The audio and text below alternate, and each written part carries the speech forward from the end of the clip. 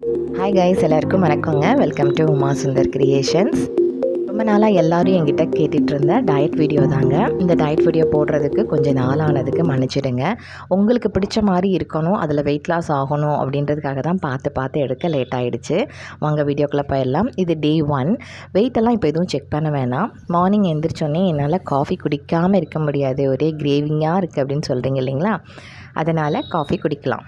இந்த டயட்டை பொறுத்தவரையிலும் முதல் நாள் நீங்கள் 8 மணிக்கு சாப்பிட்டிங்கன்னா அடுத்த நாள் காலையில் 8 மணிக்கு சாப்பிட்ணும். முதல் நாள் நைட் 9 மணிக்கு சாப்பிட்டிங்கன்னா அடுத்த நாள் காலையில் 9 மணிக்கு தான் சாப்பிட்ணும். இந்த டைமிங் தாங்க முக்கியம் இந்த டயட்டை பொறுத்தவரையிலும். காலையில் நான் இன்றைக்கி 9:15க்கு காஃபி எடுத்துக்கிட்டேன். முதல் நாள் பார்த்திங்கன்னா 9 மணிக்கு சாப்பிட்டு முடிச்சிட்டேங்க. மார்னிங் காஃபி 9:15க்கு எடுத்துக்கிட்டேங்க. பிரேக்ஃபாஸ்ட் பார்த்திங்கன்னா கரெக்டாக 9:30 எடுத்துக்கிட்டேன். ஒரு 1.5 தோசையும் தேங்காய் சட்னியும் தான். எங்கள் வீட்டில் எல்லாருக்கும் என்ன பண்ணியிருக்கேனோ அதே தான் எடுத்துருக்குறேங்க. இன்றைக்கி லன்ச் பார்த்திங்கன்னா 3:45 தான் சாப்பிட்டேன். பிகாஸ் வீட்டுக்கு கெஸ்ட் வந்துட்டாங்க.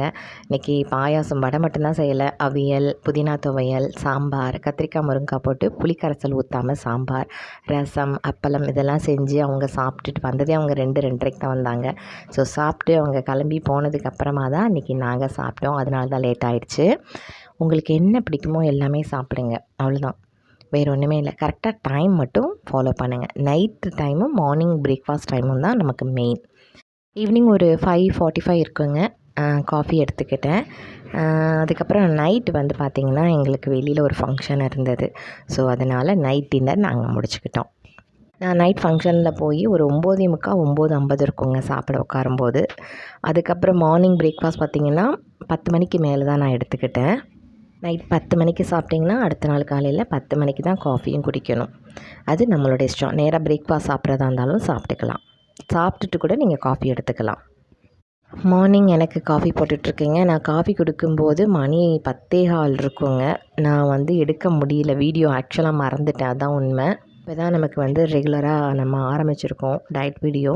இனிமேல் கரெக்டாக நான் டைமிங்கோடு போட ஆரம்பிச்சிருவேன்.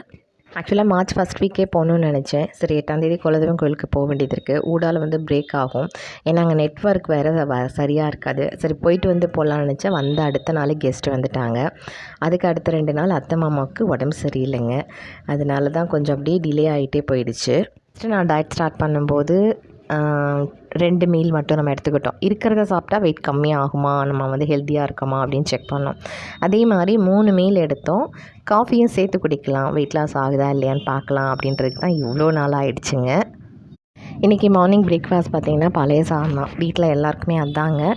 அத்தைக்கு மட்டும்தான் இட்லி வச்சுருந்தேன். ஏன்னா அவங்களுக்கு கொஞ்சம் சளி பிடிச்சிருக்கு அப்படின்றதுனால. நான் இந்த கரண்டிக்கு 2 கரண்டி எடுத்துக்கிட்டேன். அதே மாதிரி 2 கரண்டி தான் இல்லைங்க, உங்களுக்கு எவ்வளோ சாப்பிட்ணுன்னு தோணுதோ அவ்வளோ சாப்பிடுங்க. கம்மியாக சாப்பிட்ணும், அதிகமாக சாப்பிட்ணுன்லாம் கிடையவே கிடையாது. நான் எப்போவுமே மார்னிங் பார்த்திங்கன்னா மோஸ்ட் ப்ராபப்ளி நான் சாப்பிடவே மாட்டேன். டயட்காக தான் இப்போல்லாம் ரெகுலராக சாப்பிட ஆரம்பிச்சிருக்கேன். அதனால் காலை எழுந்திரிச்சு சாப்பிடுங்க. நான் பழைய சாதமும் வெங்காயத்தில் பச்சை மிளகா உப்பு போட்டு ஒரு 1/2 ஸ்பூன் எண்ணெய் ஊற்றி வதக்கியிருக்கேன். இதுதான் என்னுடைய மார்னிங் பிரேக்ஃபாஸ்ட். ஹானஸ்ட்டாக சொல்கிறேங்க. இந்த டயட்டில் உங்களுக்கு பிடிச்ச மாதிரி நிறையா சாப்பிட்லாம், என்ன வேணாலும் சாப்பிட்லாம். பட் காஃபி மட்டும், டீயாக இருக்கட்டும் காஃபியாக இருக்கட்டும், மார்னிங் ஒரு தடவை சாயங்காலம் ஒரு தடவை எடுத்துக்கோங்க. இப்போ 11 எடுத்துகிட்ருக்கேன் நான் காஃபி அப்படின்னா அதுவும் நீங்கள் எடுத்துக்கோங்க. போக போக நம்ம அதெல்லாம் கம்மி பண்ணிக்கலாம். நான் லன்ச் சாப்பிடும்போது 2 மணி இருக்குங்க. டைம் காட்ட மறந்துட்டேன். அதான் அது ரொட்டீன் வராதனால டக்குன்னு வரமாட்டேங்குது. பொரியல் பார்த்திங்கன்னா கோஸ் பொரியல் வெங்காயம் போட்டு பண்ணியிருக்கேன். அப்புறம் எனக்கு எவ்வளோ சாதம் வேணுமோ அந்த அளவுக்கு நான் எடுத்துக்கிட்டேன். உங்களுக்கு எந்த அளவுக்கு வேணுமோ அந்த அளவுக்கு நீங்கள் எடுத்துக்கோங்க.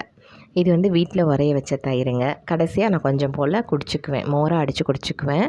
இது நேற்று வச்ச சாம்பார் தான், நிறையா இருந்ததுனால அதே கத்திரிக்காய் முருங்கைக்காய் போட்டு புளி ஊற்றாமல் வச்சுருந்த குழம்பு. ஸோ அதே இன்றைக்கி மத்தியானம் லஞ்சுக்கு எடுத்துக்கிட்டோம். இதனோட புதினா துவையலுங்க. அதனோட காராச்சேவ் கொஞ்சம் எடுத்துக்கிட்டேன். உங்களுக்கு மிக்சர் வேணுனாலும் மிக்சர் எடுத்துக்கோங்க, என்ன வேணுமாலும் எடுத்துக்கோங்க.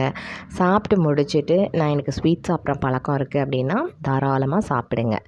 அதனால ஒன்றும் பிரச்சனை கிடையாது. எல்லாமே போக போக ஸ்டெப் பை ஸ்டெப்பாக நம்ம அப்படியே குறைச்சிக்கலாம். எடுத்தோடனே நம்ம போன தடவைலாம் பார்த்திங்கன்னா டயட் ஸ்டார்ட் பண்ணதுனால நிறைய பேர் வந்து ஹெட்டேக்காக இருக்குது, டயர்டாக இருக்குது அப்படின்லாம் ஃபீல் பண்ணிங்க. உங்களுக்காக தான் இந்த தடவை ரொம்ப பார்த்து நான் எடுத்துருக்கிறேன். நம்ம எப்போதும் போல் நம்ம சாப்பிட்லாம், சரிங்களா? என்ன வேணாலும் சாப்பிடுங்க. பட் காலையில் 9 மணிக்கு சாப்பிட்டிங்கன்னா நைட் 9 மணிக்கெலாம் முடிச்சுருங்க. இல்லை நான் 10 மணிக்கு சாப்பிட்டேன் அதுக்காக நைட் 10 மணிக்கு சாப்பிடுவான்னு கேட்டால் அப்படி பண்ணாதீங்க. காலையில் எவ்வளோ லேட்டாக சாப்பிட்டாலும் சீக்கிரம் சாப்பிட்டாலும் நைட் வந்து 9 மணிக்கெலாம் முடிச்சிருங்க. வெயிட் பார்க்காதீங்க. நிறைய பேர் நினைக்கலாம் ஏன் வெயிட் பார்க்கலன்னு. நான் சொல்லும்போது வெயிட் பாருங்கள், உங்களுக்கு கண்டிப்பாக கம்மியாகிருக்கும். அப்போ தான் ஒரு எனர்ஜெட்டிக்காக இருக்கும், நம்ம கண்டினியூவாக ஃபாலோ பண்ணுறதுக்கும் ஒரு விருப்பம் வரும். ஓகே கைஸ், அடுத்த வீடியோவில் பார்க்கலாம். தேங்க்யூ.